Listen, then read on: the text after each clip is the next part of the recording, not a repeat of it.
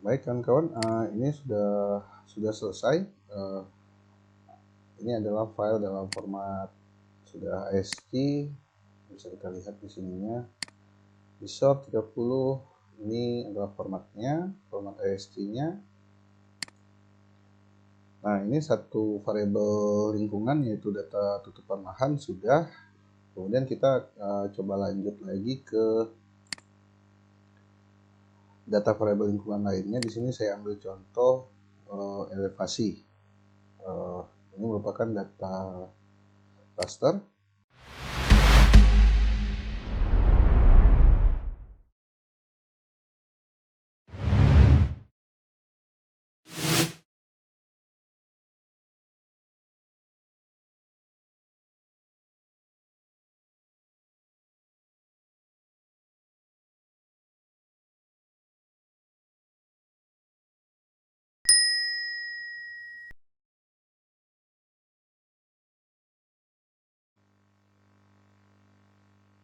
Baik, selanjutnya kita akan lakukan pengolahan data variabel, yaitu data variabel tutupan lahan.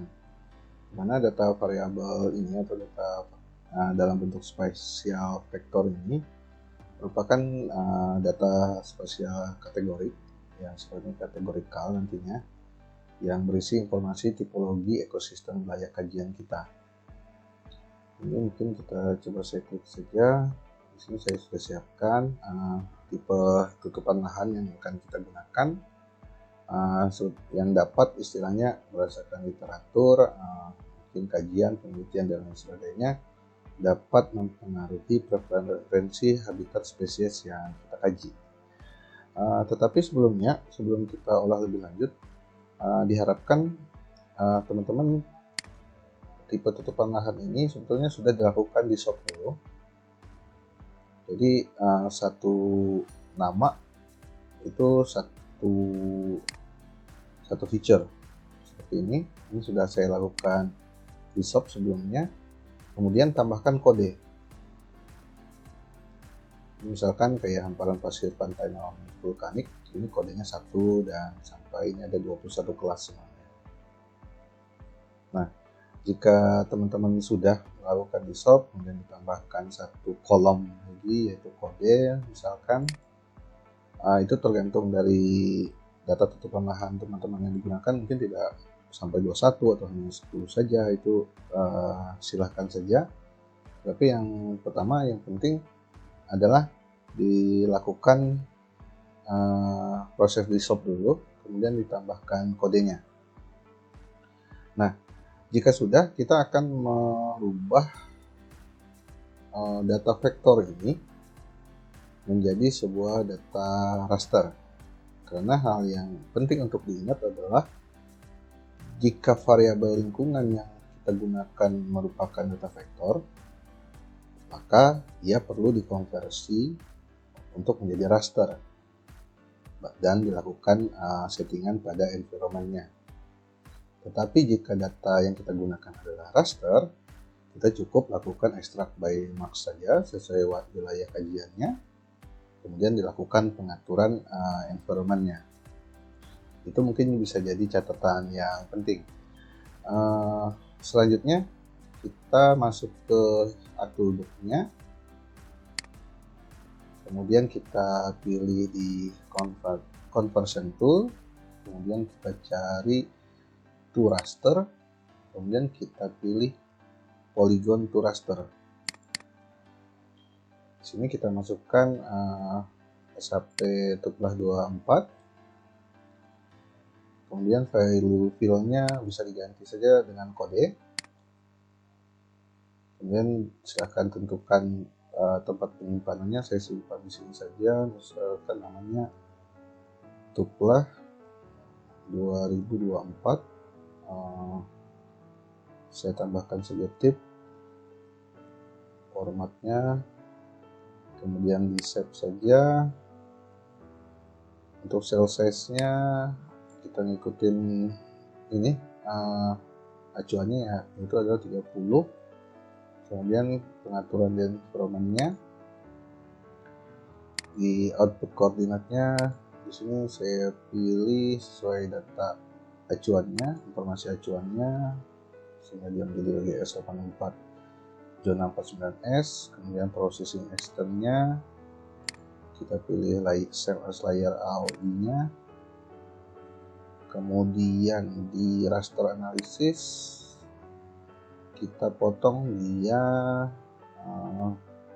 di max sesuai AOI.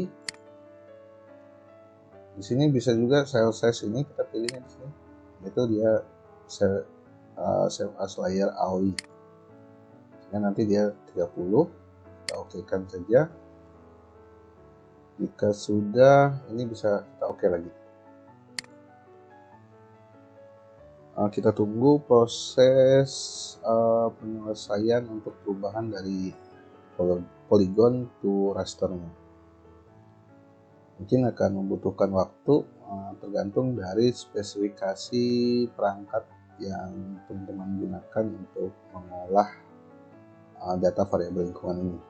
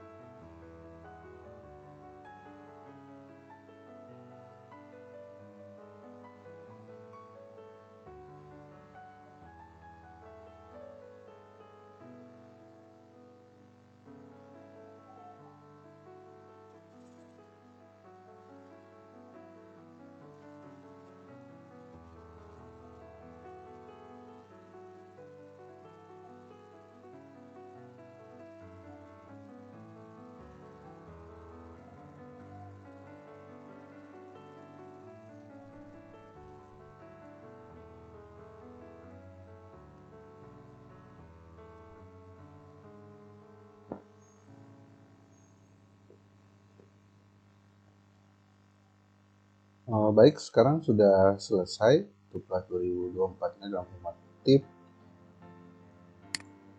Ini merupakan hasil dari polygon to raster tadi. Terdapat ada kode dari 1 sampai 21. Nah, selanjutnya data ini kita rubah dia untuk menjadi raster to ASCII-nya.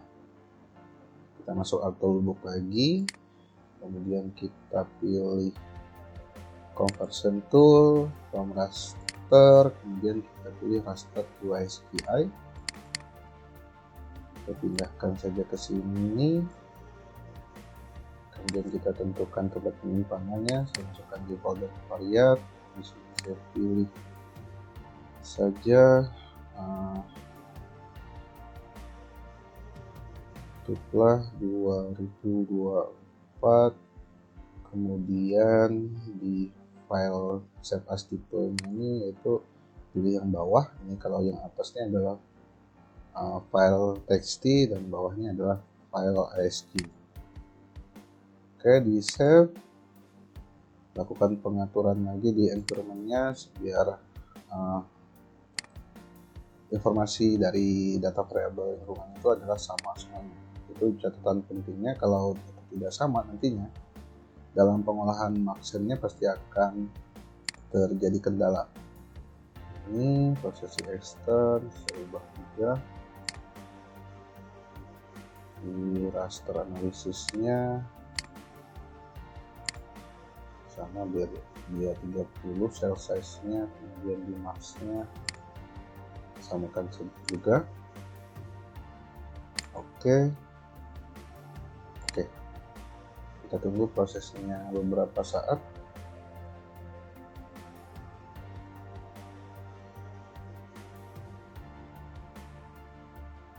Baik kawan-kawan, ini sudah selesai.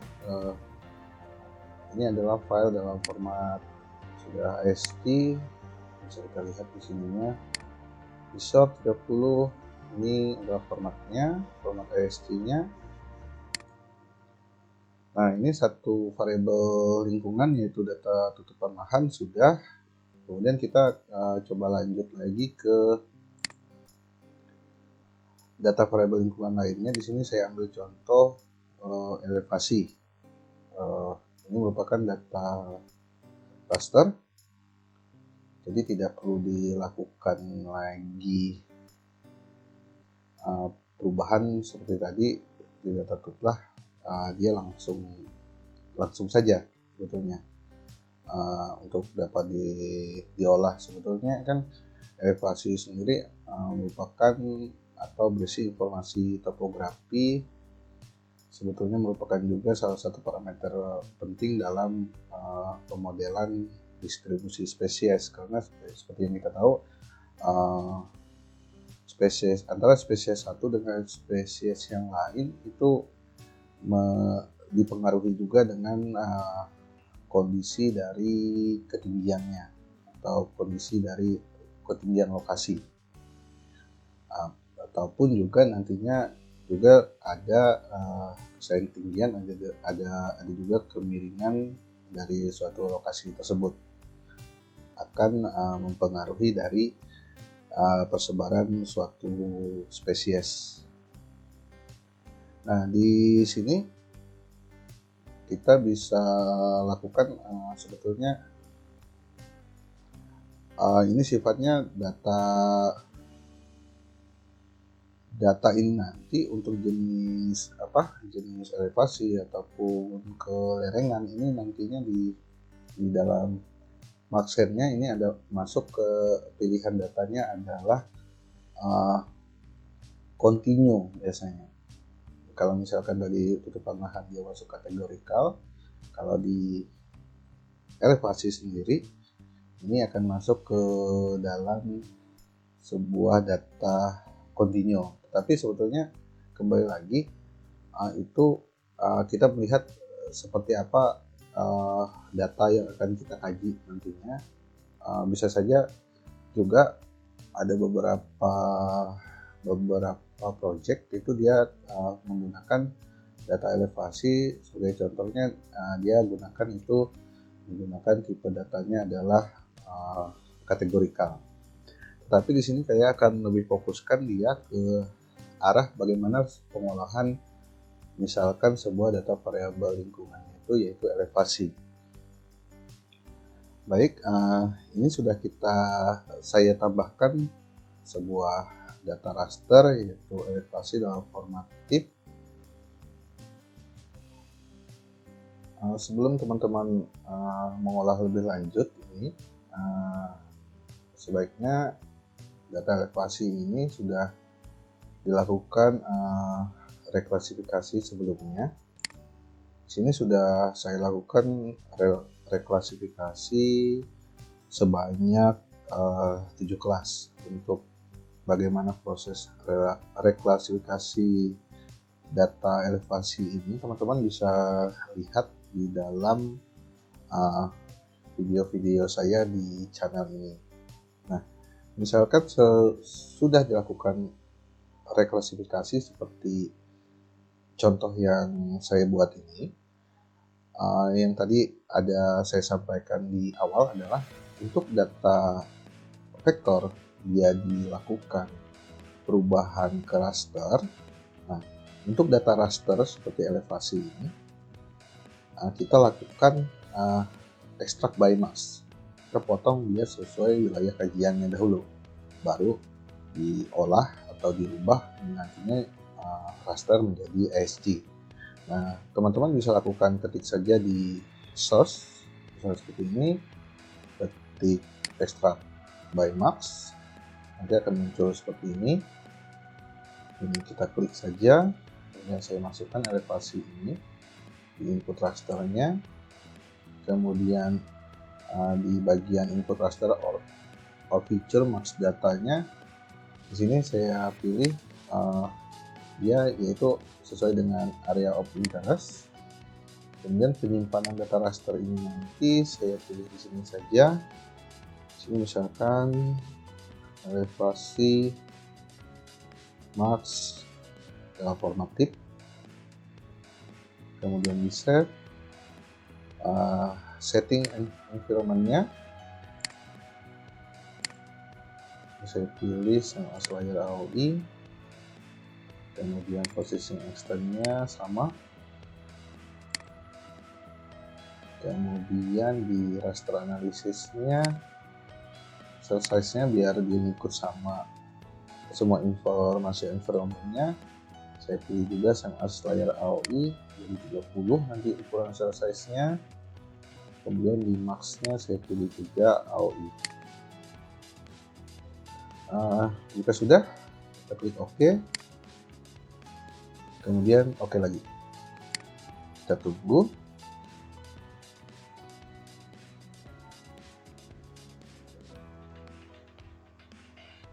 Baik, sekarang sudah selesai, ada elevasi mask format native terdiri dari 7 kelas. Ini gambarannya. Selanjutnya data ini kita rubah dia menjadi format ASCII. Berarti kita masuk lagi Artbook di Conversion Tools, kemudian kita pilih from raster, kemudian raster to ASCII. Kita masukkan elevasi max-nya, kita rubah penyimpanannya di covariate. Menurut saya silahkan disesuaikan saja teman-teman semua. Di sini saya bikin elevasi apa ya?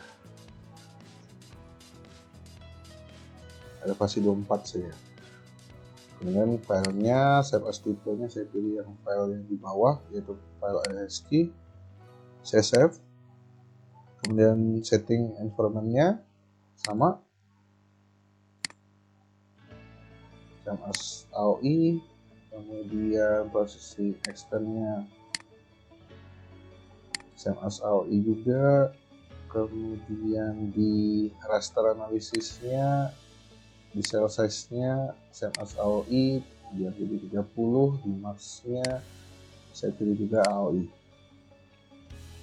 Oke, sudah selesai, klik OK. Kita tunggu.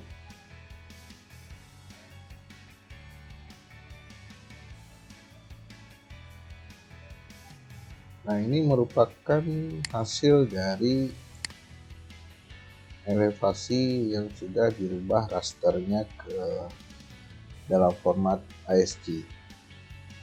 Nah, selanjutnya setelah ini selesai, kita masuk lagi untuk, atau saya akan contohkan untuk pengolahan dari data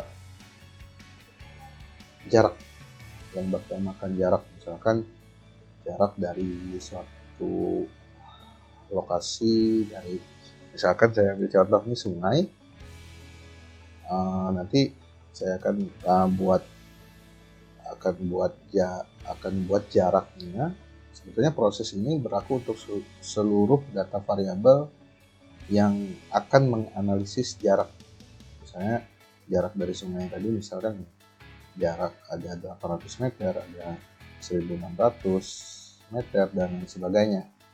Itu biasanya bisa teman-teman peroleh dari hasil kajian-kajian literatur ataupun juga penelitian yang sebetulnya misalkan suatu spesies ini jarak yang dia dijumpai atau keberadaannya ada yang pernah diketahui adalah sekian ratus meter atau sekian ribu meter dari suatu objek, misalkan di sini saya gunakan sungai. Nah, ini bisa juga nanti ada, kalau teman-teman juga sesuai spesies ya, tergantung spesiesnya, bisa ada dari areal pertanian, biasa dari jaraknya dari kulturasi atau pemukiman, kemudian jaraknya dari jalan atau jaraknya dari hutan primer, hutan sekunder, atau jaraknya dari pantai. Pengolahannya akan sama seperti yang akan saya tunjukkan berikut ini. Yang pertama-tama ini saya off-kan dulu. Baik, yang pertama-tama berarti kita harus siapkan, kalau di sini saya gunakan sungai. Ini sungai, ini sudah saya lakukan editing, saya sesuaikan bagian mana saja sungai itu yang saya butuhkan. Yang pertama harus dilakukan adalah sungai ini harus dilakukan di sop dulu. Misalkan saya contohkan seperti ini posisinya terpisah-pisah. Ini terpisah. ini terpisah, ini harus digabung dulu jadi satu ya, hasilnya nanti seperti ini. Refer dissolve, ini semuanya saat saya klik satu ini, saya pilih satu ini, semuanya akan terpilih. Jadi teman-teman harus siapkan dulu data seperti contoh, misalkan sehingga dia jadi satu kesatuan. Kemudian jika sudah, teman-teman bisa masuk saja ke ArcToolbox, kemudian cari Spatial Analysis Tool, kemudian pilih Distance, kemudian pilih yang Euclidean Distance, klik 2 kali. Nah, untuk input rasternya or feature source datanya, teman-teman masukkan feature data yang akan dijadikan objek untuk dilakukan proses Euclidean. Untuk penyimpanannya saya biarkan default saja. Ini saya biarkan juga input barrier, biarkan perubahannya paling di sini kita ngikutin data acuannya yaitu 30 cell size-nya. Lainnya biarkan saja. Kita lakukan pengaturan di environment-nya sama seperti saat kita setting di data ini, data variabel lingkungannya. Jadi ini sesuai IO, kemudian raster analisisnya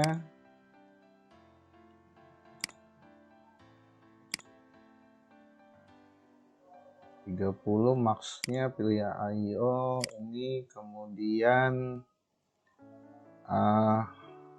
untuk ArcGIS 10.8 untuk parallel processingnya kita isikan dengan angka 0. Oke. Kemudian kalau tidak ada lagi, kita okekan saja.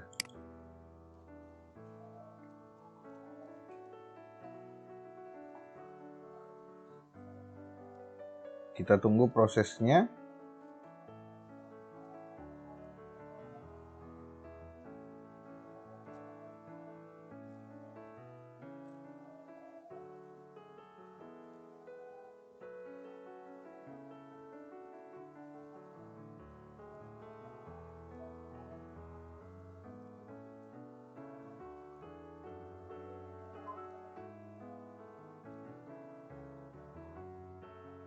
Baik, sekarang sudah ada muncul satu data baru, yaitu data Euclidean Distance dari sungai, jarak dari sungai yang kita miliki. Nah, selanjutnya data Euclidean Distance ini teman-teman lakukan untuk konversi dia dari raster ke ASCII.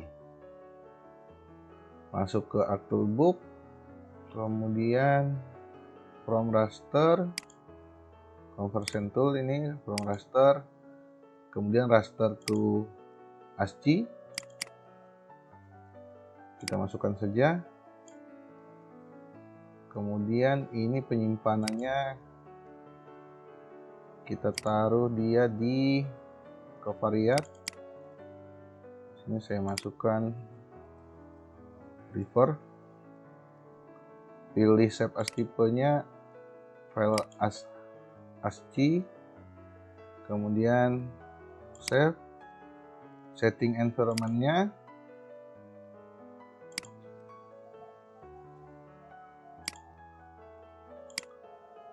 menggunakan layer AOI, area of interest, IO mah apa? All-in-one.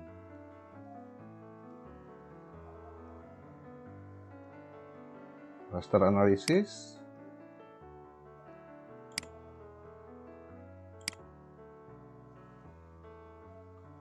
Max-nya juga gunakan ini. Jika sudah, oke-kan saja. Kemudian oke.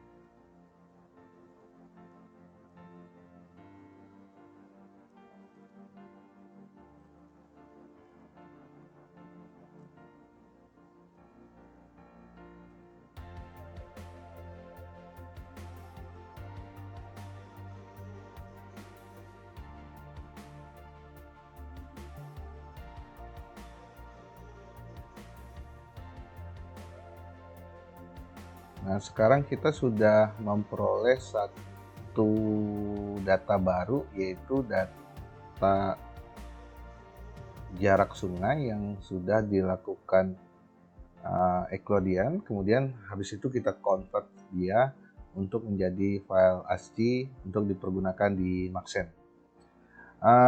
Untuk data-data variabel lingkungan lain yang menggunakan Eclodian, kurang lebih caranya seperti ini ya kawan-kawan. Baik, sampai di sini dulu